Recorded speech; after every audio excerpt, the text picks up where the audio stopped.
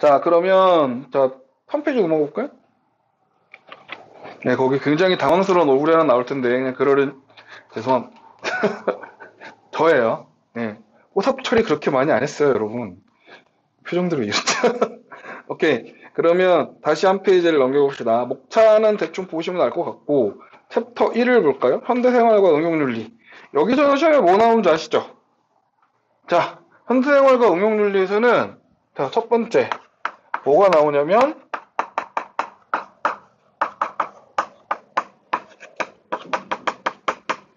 윤리학을 구분하는 게 나오죠. 윤리학의 구분.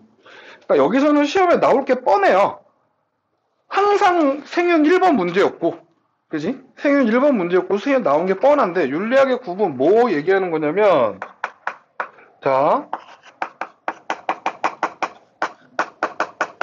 규범윤리하고,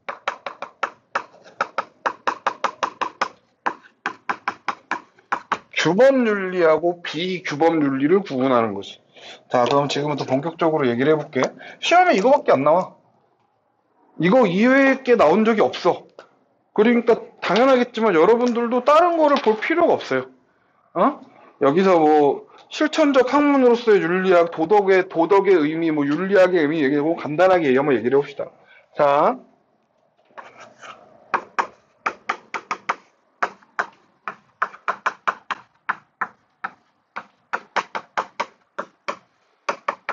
여러분이 생활과 윤리잖아. 생활과 윤리. 그러니까 우리가 이 학문을 공부할 때 대단히 중요한 것 중에 하나가 뭐냐면 용어를 정확하게 이해를 하고 있어야 돼요.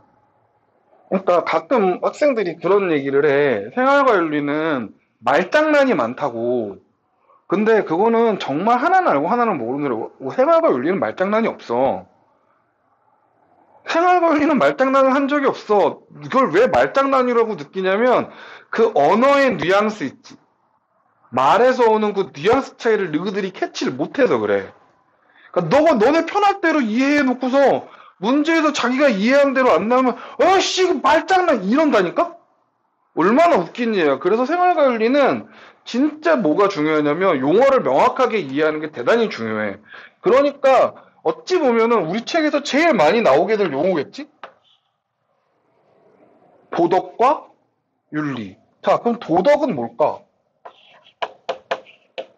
그냥 뭐 책에 뭐 이 얘기 저 얘기 나왔는데 됐고 중요한 건 봐봐. 도덕은 인간이 해야 할 일을 이야기하는 거야. 자, 그거를 해야 할 일을 다른 말로 바꾸면 뭐 한 거야?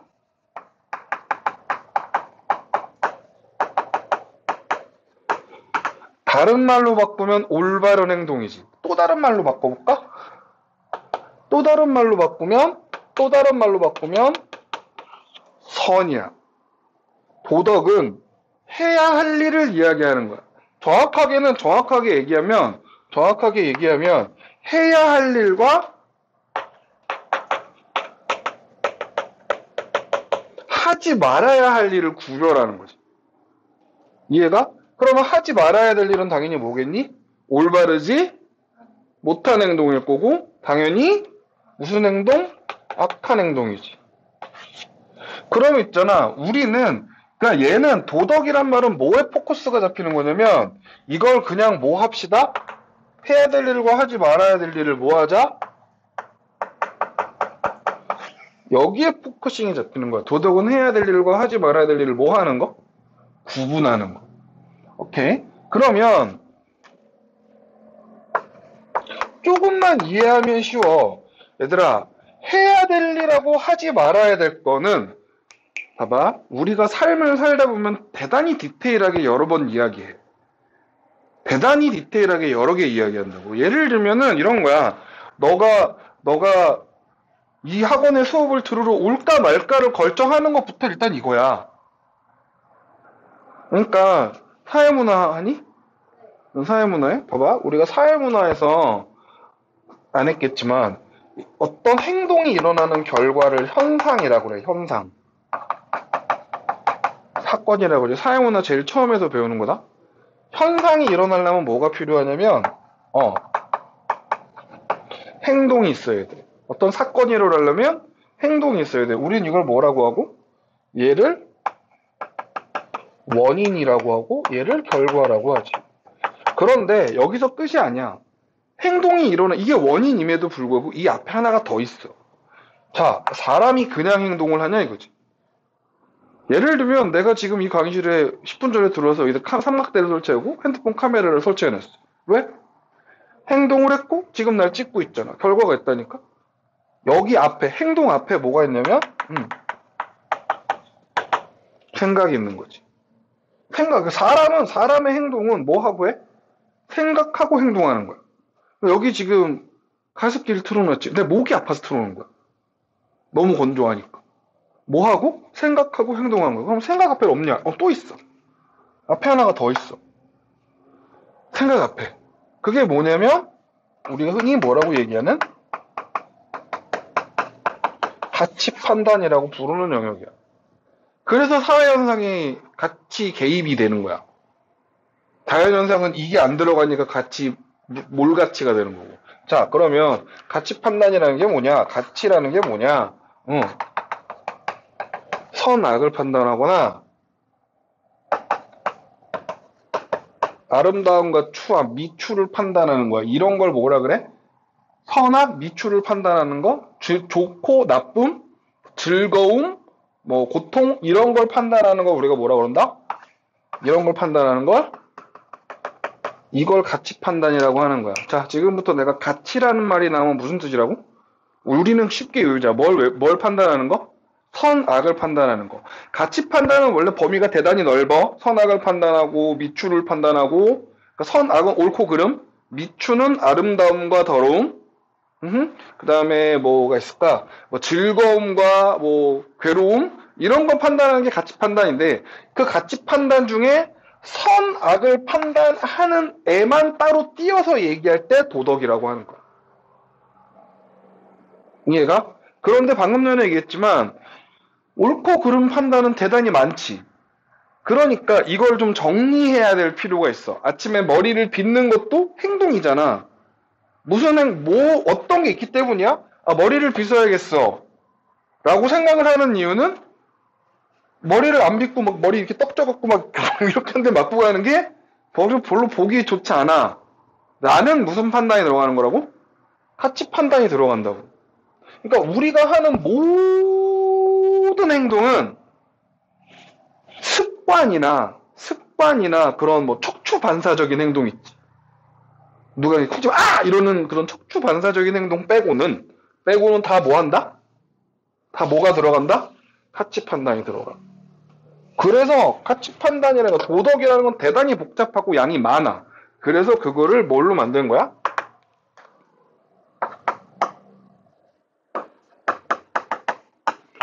도덕을 뭘로? 도덕을 규칙으로 만든 거야. 뭐라고? 도덕을 룰로. 그러니까 예를 들면 불쌍한 사람은 도와라. 그러니까 예를 들면 칸트의 정언명령 알지? 칸트의 정언명령은 다 어떤 형식으로 돼 있어? 규칙이야. 네가 해야 할 행동을 뭐 해? 명령해. 가난한 사람을 도와라. 그거가 그 자체가 오더야. 그게 뭐라고? 그게 윤리라고. 내가 해야 될 일을 다시 도덕이라는 건 뭐? 내가 해야 할 일을 뭘로? 그게 윤리야. 그러니까 우리가 윤리라는 말을 관습 혹은 뭐 법 이렇게 혼용할 수 있는데 정확하게 이야기하면 카테고리가 좀 다르지. 관습은 뭐야? 어떤 사회가 오랜 기간 쌓아서 만들어진 규칙이야. 그러니까 그 사회 내에서는 뭐한 규칙이 될 수 있어? 올바른 규칙이 될 수 있지만 다른 사회에서 입장에서 보면 그건 뭐하지 않을 수도 있는 거야? 옳지 않을 수 있어. 관습은 그래. 그 말의 뉘앙스 차이가 있단 말이야. 자, 그러면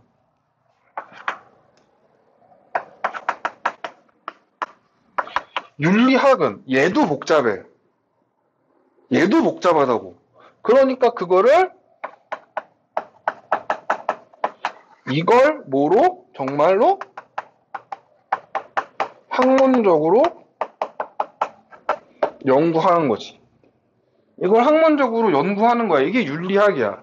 그러면 있잖아. 다시 한번 말을 만들어 볼까? 윤리는 뭐라고? 내가 해야 될 일, 도덕을 뭘로 만든 거? 도덕을 뭘로 만든 거? 규칙. 그리고 윤리학은 그 규칙을 연구하는 거야. 그래서 윤리학이 분류되는 거지. 뭐를 연구하는 윤리학? 규칙을 연구하는 윤리학. 그래서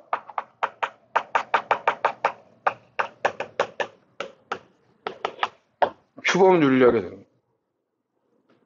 그러면 규칙이 아닌 아이들도 있어. 그래서 비규범 윤리학 이렇게 얘기해요.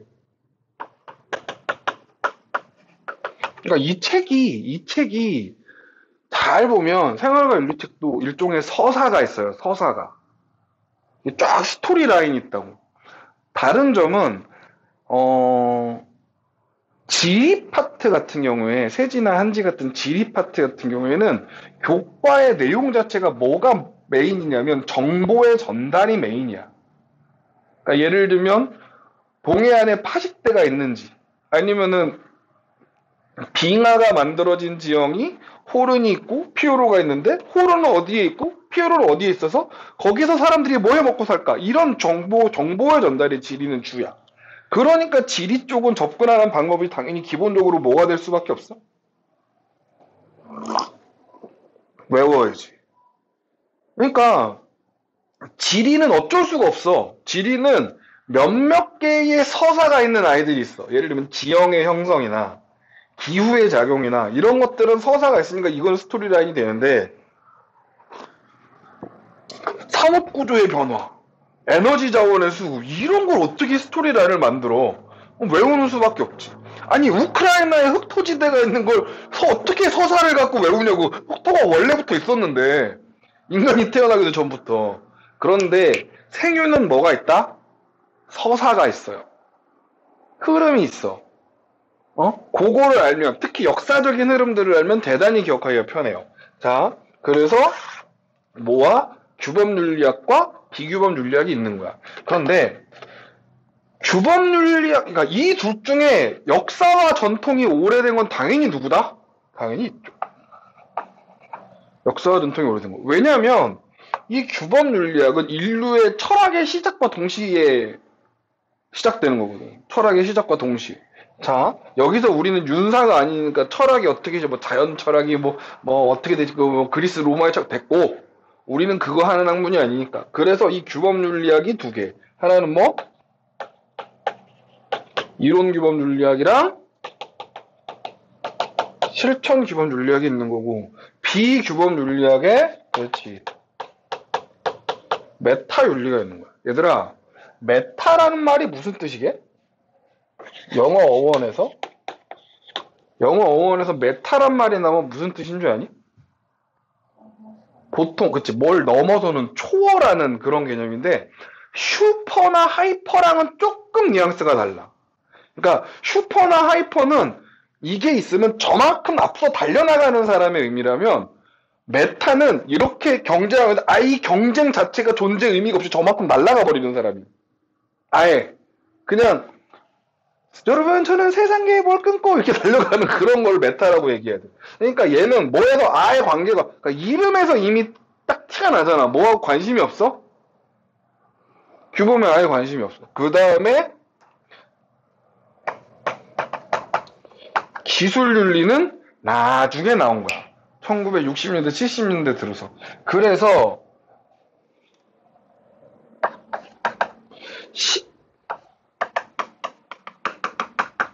시간 순으로 따지면 누가 당연히 제일 먼저다? 이론 규범률. 그 다음 순서로 나온 게 메타윤리야. 이 메타윤리가 등장을 한 게 1940년대에서 60년대 사이에 메타윤리가 등장을 해. 응? 요건 조금 이따 설명을 해줄게. 그리고 마지막에 등장한 게 실천규범윤리인데 얘는 거의 1970년대 이후에 등장하는 거야. 그래서 실천윤리를 언급을 하면 항상 뭐가 딱 키워드로 나와야 하냐면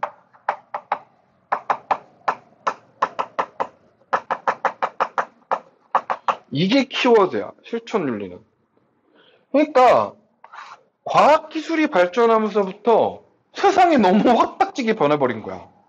그러니까 기존의 규칙 가지고 커버가 안 되는 상황이 터지는 거지. 메타윤리는 왜 등장하게 되냐면 이건 좀 이따 설명을 해줄게. 알겠지? 근데 이게 뭐라 그래야 되니? 이름 순서로, 그러니까 시간 순서로 따면 이론, 메타, 실천윤리 순인데 개념의 위계서열 순으로 따지면 뭐라고? 개념 순서로 따지면 정확하게 얘기하면 이런 것이 공부를 제일 멍청하게 하는 사람이 공부를 막 하는 사람이에요. 하루에 20시간씩 10시간씩 엉덩이에 붙이고 앉아서 깐지 겁나 쓰는 사람. 왜 그러게? 왜 막 하는 거게? 효율이 너무 똥망이야 그러면. 공부를 열심히 하는 건 좋은데 너무 막 하면 효율이 떨어져. 너네가 학원을 왜 다니게? 그것 때문이야. 혼자서 하면은 뭐가 떨어지니까? 효율이 떨어지니까. 뭐가 중요한 걸 잘 생각해봐. 생활관리는 나는 이거 20년 수업했는데 이 관련 철학 과목이나 이런 관련 수업을 10년 넘게 수업을 한 내가 딱 봐도 중요한 건 그냥 봐도 중요한 거겠지. 너네가 그걸 찾으려면 빠르면 30분쯤 걸릴 수도 있고 길면 한 달쯤 걸릴 수도 있고 너무 시행착오가 크잖아. 그러니까 하는 거지. 자, 그럼 봐봐. 개념순이라는 건 뭐냐면 그 개념에 위에서 아래로 내려오는 그 상위 레벨에서 하위 레벨로 넘어온 이 개념 순서를 잘하면 편하지. 그래서 개념 순서는 누가 먼저냐면 이게 최고 밑바탕에 있는 베이스야. 얘가 뭐 하는 건데?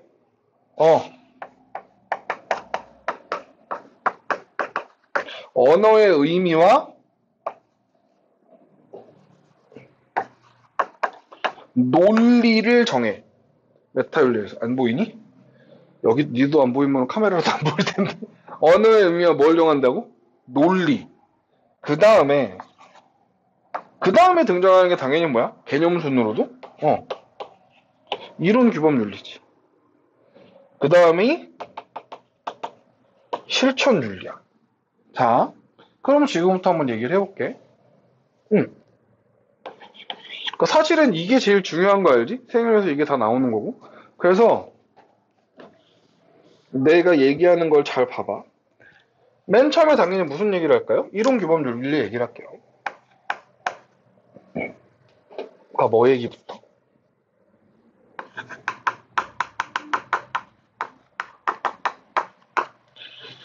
규범 윤리부터.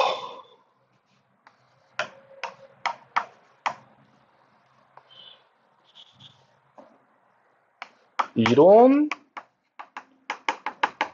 규범, 윤리. 잘 봐봐. 다시 한번 얘기하는데 규범 윤리는 뭐에 대한 얘기? 윤리, 도덕. 너가 해야 될 일을 규칙으로 만든 거를 연구하는 거지. 그러니까 이 규범 윤리는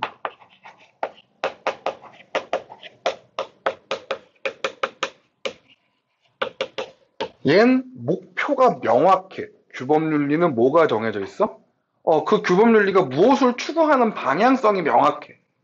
그러니까 규범 윤리는 결과적으로 너네나 나나 나한테 뭘 요구하는 거야? 착하게 살자. 뭐라고?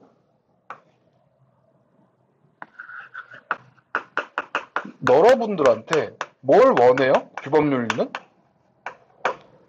뭐 합시다? 올바른 행동합시다. 그래서 좀 더 나아가 뭐 합시다? 올바른 행동을 하고 나아가 그게 뭐가 되도록 합시다? 당신의 삶이 되도록 합시다. 자, 그럼 생각해봐. 아까 전에 내가 행동을 하려면 뭐가 있어야 한다 그랬지? 자, 올바른 행동과 올바른 삶을 삽시다. 그러기 위해서 규칙. 그지? 자, 잠깐만 다시 얘기를 해볼까? 다시 말하지만 이론 규범 윤리의 목표는 뭐라고? 얘의 목표는 당신이 올바른 삶을 사는 거고, 올바른 삶이라는 건 결국에 뭐가 쌓여서 가는 거야? 너희의 삶이란 그 행동이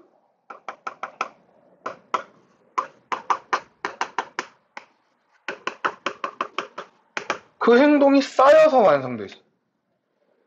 그러면 올바른 삶을 살게 하려면 궁극적으로 어떻게 해야 될까요?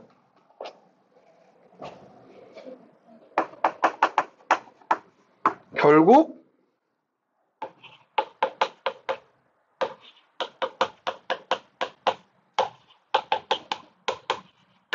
하나하나의 행동을 뭐하게 하면 돼? 하나하나의 행동을 올바르게 하면 되지. 자, 그러면 어떻게 하면 하나하나의 행동이 올바르게 할 수 있는데? 아까 전에 얘기했잖아. 사람의 행동이라는 게, 응? 결과가 나오지. 우리는 그걸 뭐라 부르고? 현상이라고 부르고, 그 앞에 뭐가 있고? 그 앞에 행동, 액션이 있고, 그 앞에 뭐가 있고? thinking, 사고가 있지, 생각이 있지. 그 앞에 뭐가 있고? 가치 판단이 있잖아. 자, 니네가 올바른 행동을 하나하나씩 하려면 올바른 행동을 해야겠다고 네 머릿속으로 생각을 하게 해야 되고, 그걸 하려면 명확한 뭐가 필요해? 그러면 다시 한번 얘기해볼까? 이론 규범 윤리의 목표는 뭐라고? 착하게 살자. 착하게 살려면 착하게 행동을 해야 되는데, 착하게 행동을 하려면 착한 생각을 하게 해야 되고, 착한 생각을 하려면 뭐 해야 돼? 그래서 이론 규범 윤리는 올바른 가치 판단의 기준을 설정하는 게 포커스가 돼요. 자, 가치 판단이라는 말은 되게 범주가 넓은 말이라 그랬지. 선악, 미추, 진위 다 따지는 거라 그랬잖아. 우리는 지금 이거는 윤리니까, 윤리는 주로 무슨 행동을 따지니까? 올바른 거나 올바르지 않은 행동을 따지니까 이걸 가치 판단이라고 이제 하지 말고 말을 좀 바꿔서 올바른 무슨 판단? 도덕이 선악이야. 우리 책에서 이제 도덕 판단에 뭘 적어야 돼? 기준을 잡아야 되는 거지. 자, 올바른 도덕 판단의 기준 이퀄 무슨 기준? 행위 기준. 같은 말. 도덕 판단의 기준이나 행위 판단의 기준이나 똑같은 말.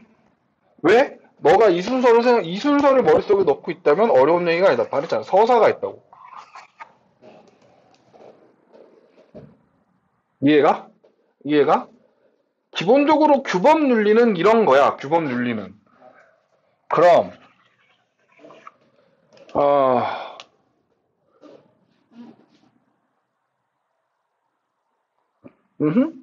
이거 좀 말을 잘못했는데. 이론이 아니라 그냥 규범 윤리의 설명인데? 미안해. 자, 그러면 되게 쉬워.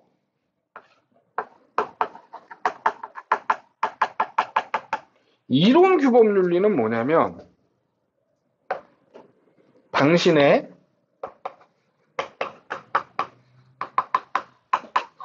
내가 하는 모든 행동에 뭐를?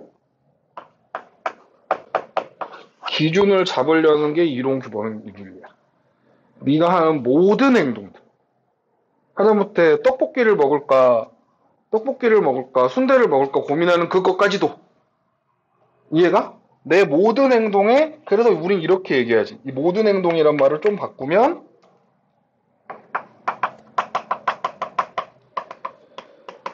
일반적인 기준 이렇게 표현하기도 해. 그러면 봐봐.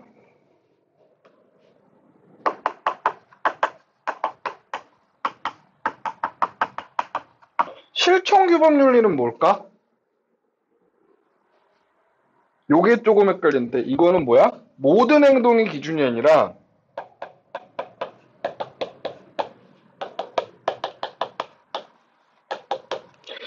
특수한 상황에서의 행위 기준을 잡는 거야. 특이한 특수한 상황의 행위 기준. 자, 그러면 특수한 상황이란 게 뭘까?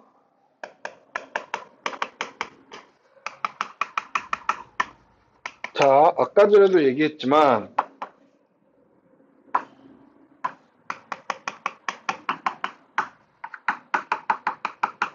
1960년대 후반서부터 우리가 흔히 얘기하는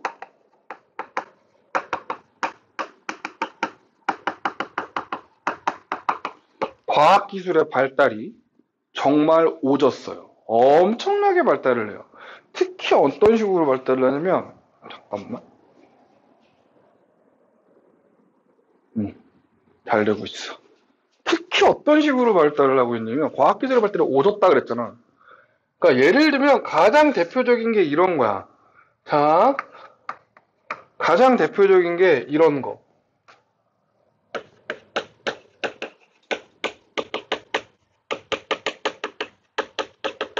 의료기술의 발달.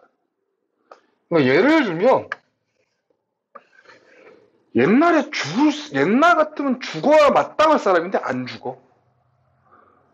무슨 얘기인 줄 알겠니? 옛날이면 이미 애진혁이 죽었어야 되는 사람인데 안 죽어. 자, 예를 들면 뇌사 같은 거. 봐봐. 뇌사는 너네가 작년에 해봐서 알겠지만 뇌사는 뭐가 사망한 거야? 뇌가 사망한 거야. 뭐하고 달라? 식물인간하고 달라 얘들아. 식물인간은 무슨 상태? 뇌가 코마 상태에 빠진 거야. 그러니까 어떤 이유는 알 수 없지만 깨어나지 않는 거야. 이게 식물인간이야. 그러니까 식물인간은 어떠한 계기가 되면 뭐 할 수 있어?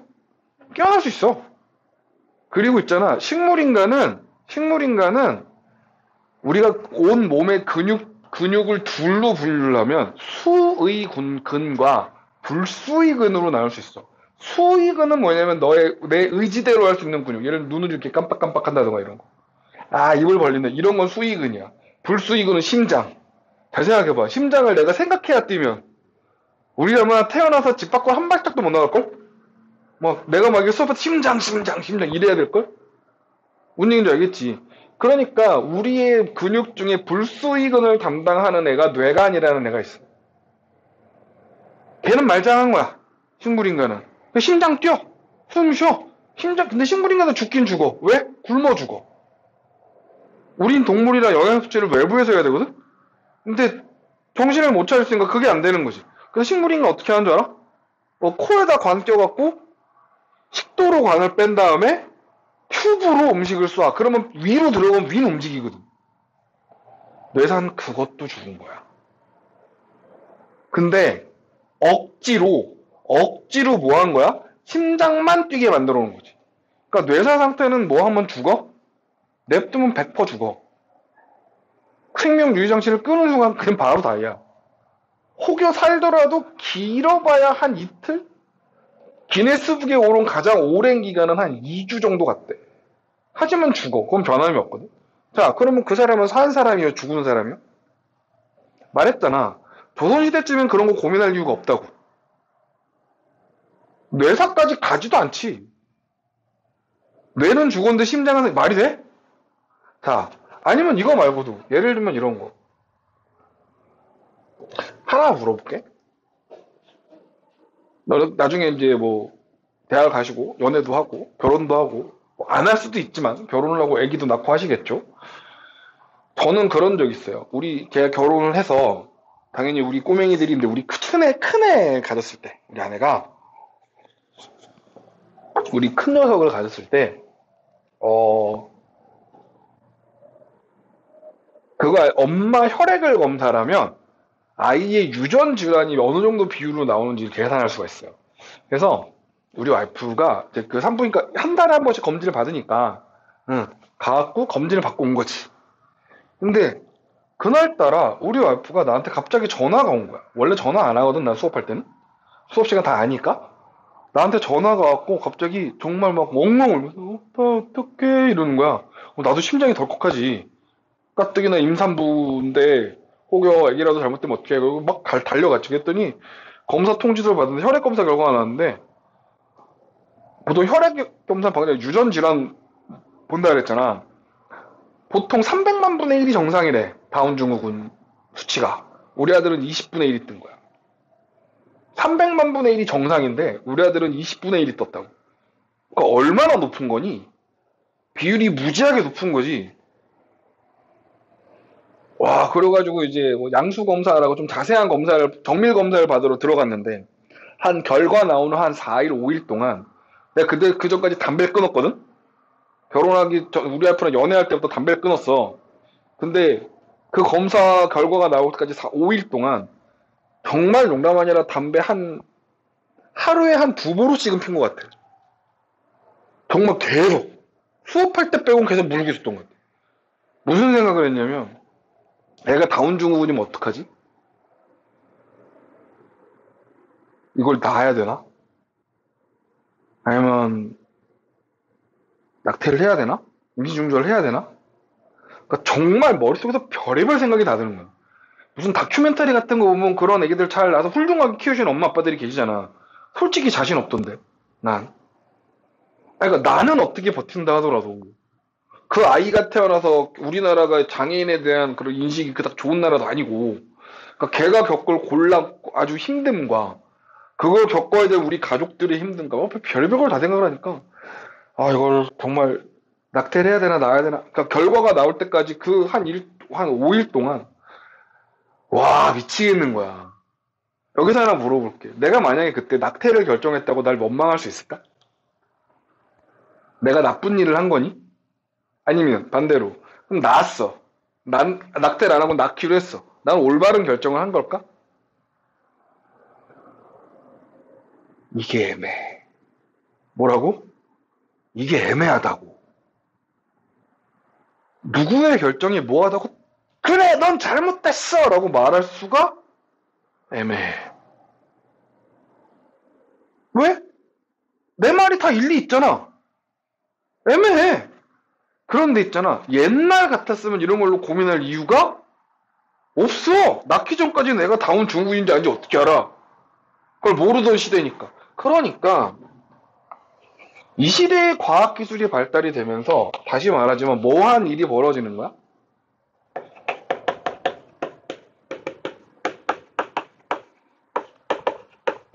윤리적인 딜레마가 발생을 하고, 이것이 어떡하지? 뭘 해도 선택을 해도 올바르다고 말하기 힘든 상황. 윤리적인 딜레마가 발생을 하게 됩니다. 이런 상황을 어떻게 하면 해결할 수 있을까? 자, 이런 상황을 해결하려면, 이런 윤리적인 딜레마 상황을 해결하려면 뭐가 필요해? 이걸 해결하려면 뭐가 필요해? 학자들 사이에 랩 토론이 필요합니다. 그러니까 뭐를 설정하기 위한 도덕적 기준을 설정하기 위한 토론이 필요하지. 그리고 방금 전에 얘기했지만 과학기술이 발달함에 따라 이런 사례들은 엄청나게 많이 발생해요. 그러니까 이거에 대한, 그리고 이런 윤리적인 딜레마를 해결하려면 단순하게 윤리학만으로는 안 돼요, 이제. 방금 전에 얘기한 낙태 문제를 해결하려면, 뇌사 문제를 해결하려면 윤리학적 판단만으로는 안 되는 거냐. 모두 필요해? 의학적 판단이 필요해. 그 다음에 또 뭐? 법률적 판단도 필요해. 이 사람을 살인죄냐 아니냐를 판단을 해야 되니까 법률적인 판단도 필요하고 사회학적인 판단, 뭐 심리적인, 아니면 뭐 구성원들의 뭐 이런 등등등등의 뭐가 사회 여러 분야의 판단이 필요한 거지. 그래서 이거를 뭐라고 얘기한다? 그렇지. 이걸 실천 규범 윤리 이렇게. 그러니까 포인트는 이거야. 뭐 이론 규범 윤리는 무슨 상황에서? 너가 할 수 있는 모든 상황에서 행동의 기준. 그러니까 이거를 이야기한 사람들이 누구? 그래서 나오는 거야. 공리주의니, 칸트니, 버귤리니 하는 애들이 이런 이론적 행위의 규범이 되는 거고, 실천 규범 윤리는 너무 디테일한 상황이지. 그지? 그래서 되게 여러 가지가 나오는 거야. 자, 이해가? 이제 텍스트를 보자. 책을 보자. 책을 보시면 이론 규범 윤리학의 2페이지 맞냐? 거기 보면 이론 규범 윤리학의 목적이 뭐라고 나왔어? 목적이 뭐라고 나왔어? 동그라미 1번 봐봐. 도덕 원리의 근거. 그러니까 뭐? 행동의 기준. 그래서 이론 규범 윤리는 무슨 얘기를 꼭 한다? 행위라는 표현이 꼭 들어가야 돼. 그러니까 규범 윤리는 이론 규범 윤리나 실천 규범 윤리는 말에 항상 무슨 표현이 들어가? 행위, 행동의 기준 이런 말들이 들어가야 돼. 당연하겠지만 무슨 윤리나? 메탈이나 이런 거에는 그딴 거 안 들어감. 자, 거기 봐봐. 목적이 뭐야? 도덕적 행위에 대한 잘 봐봐. 동그라미 쳐봐. 뭐? 행위에 대한 분석이야. 뭐? 행위에 대한 이론적 분석. 그러니까 여기 이론적 분석이 나왔다고 해서 자꾸 무슨 얘기가 나오냐면 메타랑 헷갈려해. 메타에도 비스무리한 표현이 있거든. 근데 여기서는 이론적 분석은 뭘 분석하는 거야? 행동. 너희의 행동을 분석하는 거야. 왜 분석해? 이 행동이 옳은 행동인지 옳지 못한 행동인지를 확인하기 위해서. 그리고 여기서도 얘기했지만 뭐? 이 도덕적 판단을 향해 가는 거지. 그래서 그 책에 보면은 뭐? 원리의 근거 제시한다고 나왔지. 그게 핵심이에요. 그래서 현실의 윤리적 문제를 해결하는, 자 봐봐. 현실의 윤리적 문제를 해결해 주는 거야? 이론 규범 윤리가? 아니야. 아니라고. 해결해 주지 않아. 뭘 제공해? 네 행동의 기준. 윤리적 토대를 제공한다며. 행동의 기준을 제공한다. 다시 여거. 행동 문제를 해결하려면 여기서부터 여기야. 그게 아니라 이걸 제공한다고. 그지? 어렵지 않아요. 그 밑에 실천 규범 윤리. 자, 확 티나. 뭐? 이론 규범 윤리학 내용을 구체적인 삶의 문제로. 구체적인 삶의 문제. 이제 뭘로 갔어? 디테일한. 개별 상황. 뭉뚱그리는 게 아니라. 그래서 여기 보면 동그라미 2번 봐봐. 삶의 여기 재밌는 말이 나오는데 구체적 상황. 1번에서도 동그라미 1번에서도 구체적 상황이란 말이 나왔지. 동그라미 2번에서도 뭐? 구체적 상황에서 발생하는 문제에 뭘 찾는 거다? 해결책을 찾는 거다. 그래서 그 바로 옆에 봐봐. 특징에 실천규범 윤리의 특징. 학제적 성격. 뭐? 실천규범 윤리는 여러 분야의 협력이 필요해. 정확하게 해결하려면. 자, 그리고 다양한 전문직의 기술들을 다루고 그 다음에 낙태, 사형, 안락사, 심의불복종 같은 윤리적 딜레마를 다뤄요. 뭐? 오케이. 자, 그 다음에 그 밑에 보자. 둘의 공통점은 뭘 한다? 도덕적 행위. 어떤 게 올바른 행동이냐. 다시 앞으로 생윤에서 도덕이란 단어가 나오면 항상 뭘로 바꿔? 선악의 판단 혹은 선한 행동 이렇게 바꿔서 생각하면 돼. 그러니까 도덕적 행위란 뭐? 선한 행동. 어떻게 하면 선할까? 어떻게 하면 악할까?